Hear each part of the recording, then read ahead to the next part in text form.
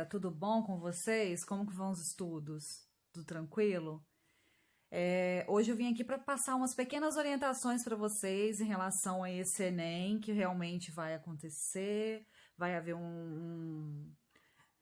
uma prorrogação, né, de data aí, mas vai acontecer, então nós temos que continuar nos estudos aí para não perder o foco, correto?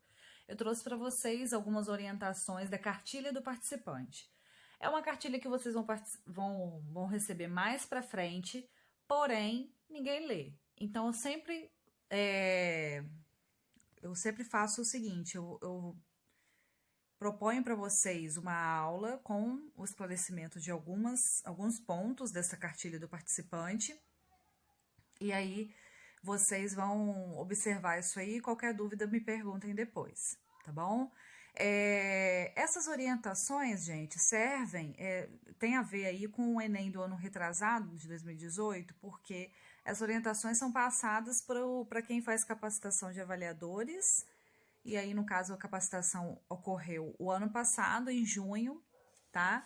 E aí, eles divulgaram esse material agora, eles falaram que é de uma forma inédita, realmente nunca divulgam material na internet, esse material geralmente é só para quem faz a capacitação do avaliador, a pessoa já tem acesso, tá?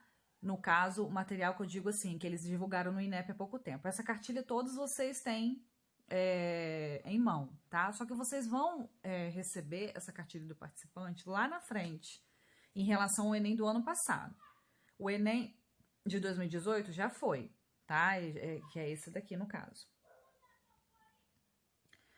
E aí, ó, perguntinhas básicas. Quem vai avaliar a redação? Gente, o texto de vocês vai ser avaliado por 2 pessoas, tá? Sendo que essas 2 pessoas podem avaliar de forma diferente? Sim, mas aí existem alguns critérios para essa avaliação.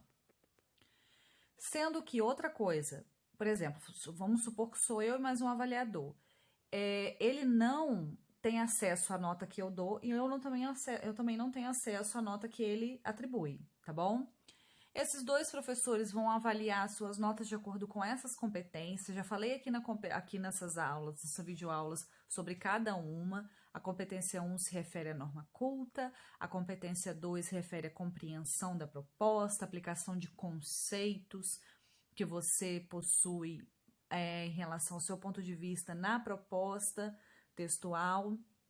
Aqui também entra a questão da estrutura dissertativa argumentativa. A competência 3 é o aprofundamento de todos os argumentos na redação. E a competência 4, demonstrar a questão de conhecimento dos mecanismos linguísticos, a coesão, conectivos, uso de sinônimos, pronomes. A competência 5 se refere à elaboração da proposta de intervenção. Como que vai ser atribuída a nota à redação? Olha só, como é. Cada competência vale 200 pontos. A soma dessas 5 competências, no caso, vale 1.000 pontos. E aí faz uma média entre esses 2 avaliadores, eles fazem uma média, né, de nota e aí atribui a sua nota final.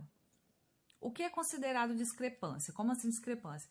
Existem algumas ocasiões em que um avaliador passa uma nota e o outro passa uma nota muito diferente, uma diferenciação de pontuação muito grande. Então, a discrepância nesse caso é quando os avaliadores diferirem no total por mais de 100 pontos ou superior a 80 pontos em qualquer uma das competências. Aí a gente consegue ver a próxima pergunta. Qual a solução para o caso de haver discrepância entre as 2 avaliações iniciais? Olha só, se tem uma diferença, no caso, uma diferença muito grande de pontuação entre os 2 avaliadores, passa para um terceiro avaliador. E a nota final será a média das 2 notas totais que mais se aproximarem. Então, as notas que mais se aproximarem, eles vão pegar e fazer aquela média desses 2, tá bom? E se a discrepância ainda continuar depois da terceira avaliação? Se ainda continuar uma discrepância muito grande, a redação será avaliada por uma banca presencial composta por 3 professores que atribuirá a nota final do participante. Por que presencial, gente? Todos nós fazemos a capacitação para ser avaliadora à distância, tudo pelo computador, tá? Quais as razões para se atribuir nota 0 a uma redação? Isso daí eu já falei no cursinho também, mas essas são as ocasiões que se ocorrerem, essas ocasiões aí, será nota 0 na redação. Primeira ocasião, fuga total ao tema. Daqui a pouco eu vou falar sobre a fuga total ao tema, o que é, né? Ou seja, você literalmente fugir do tema, você não falar nada sobre o tema, tá? Ser tangente não é fugir ao tema. Ser tangente é você falar de uma maneira menos aprofundada sobre o tema. A segunda ocasião que pode ser atribuída a nota 0 é a não obediência à estrutura dissertativa argumentativa. Olha só, gente, a estrutura dissertativa argumentativa é aquela que utiliza de argumentos, né? É geralmente desenvolvida em parágrafos. Eu já falei com vocês que o legal seria dividir em 4 parágrafos. Utiliza argumentos, apresenta uma proposta de intervenção. Então, se você fizer alguma coisa diferente disso, vai ser nota 0. Se fizer um poema, por exemplo, fizer uma narração, nota 0. Extensão total de até 7 linhas. Então, vamos supor que você fez 5 linhas de texto. É 0 também. Cópia integral de texto da prova de redação ou do caderno de questão. Tem gente que copia tudo que está naqueles textos motivadores, passa para redação. Isso não pode acontecer, tá?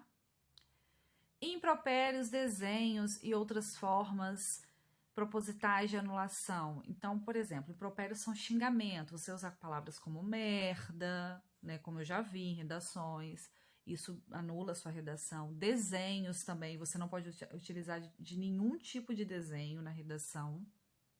E outras formas propositais, tá? Números ou sinais gráficos que não tem nada a ver com texto, também anula a sua redação. Parte deliberadamente desconectada, daqui a pouco eu vou mostrar para vocês o que é isso.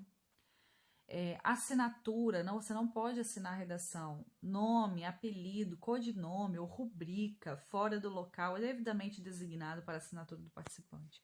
Por que isso, pessoal? Porque, na verdade, você tem um local específico para assinar, né, o seu nome. Então, se você colocar no caderno não, na folha de redação, vai estar errado, porque aquele local não é o local de você assinar seu nome. O avaliador não pode reconhecer você, tá? Texto predominantemente ou integralmente em língua estrangeira. Você não pode escrever em língua estrangeira. A regra é clara em relação à redação. É língua portuguesa, tá? Folha de redação em branco, mesmo que haja texto escrito na folha de rascunho. Tem que ser na folha.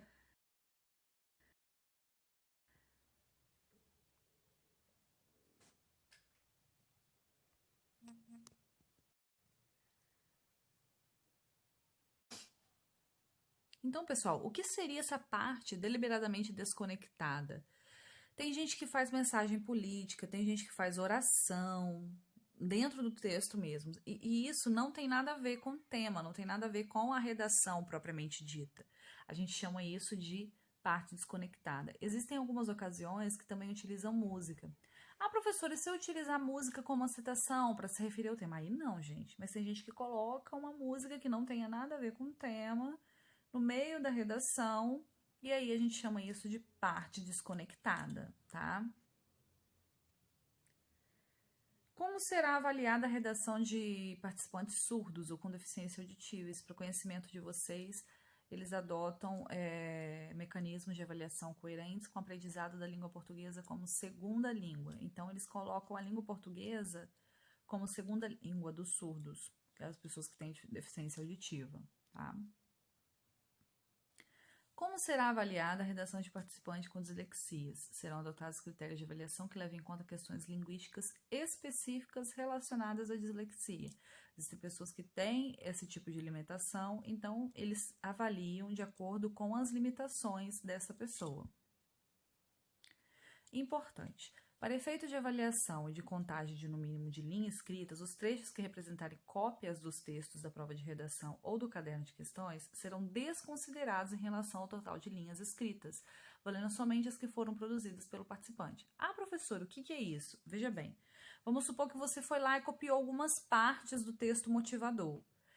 Se você copiou demais, igual está, aquilo ali não vai ser considerado, contado como linha escrita, tá?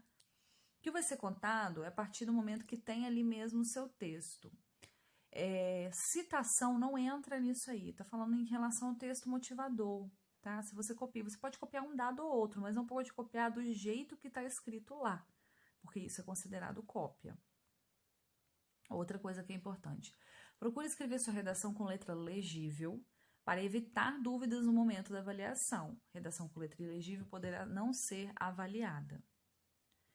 Outra coisa, o título é um elemento opcional na produção da sua redação. Então, o Enem não exige, tá? Não exige título.